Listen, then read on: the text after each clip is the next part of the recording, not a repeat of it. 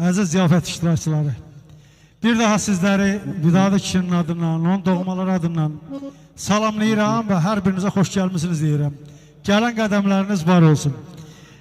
Əziz qonaqlar, icazə versəydiniz sizləri musiqiçi heyətindən tanış edərdim. Bu günlərim Nahid qardaşımın rəhbərliyi altında olan bu gözəl ansambl sizlərin qulluğundadır.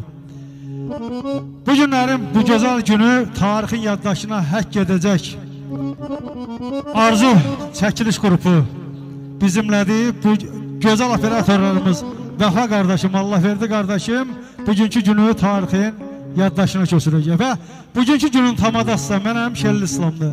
Bir daha sizləri salamlayıram və sizlərə xoş gəlmişsiniz deyirəm. Mənim əzizlərim, icazə versəydiniz mən sözü musiqiçilərə verərdim. Nahid müəllim, buyur.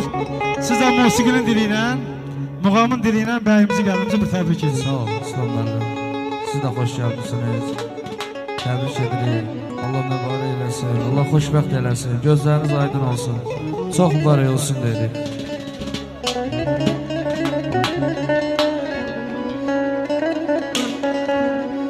Size ilk eşkimin şahidi dağlar, şahidi dağlar, ətirli bağçalar,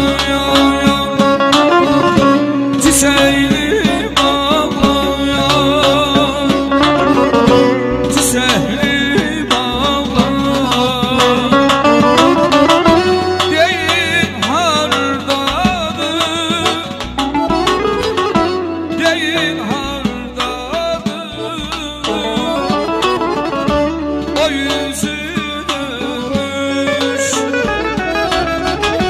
sever.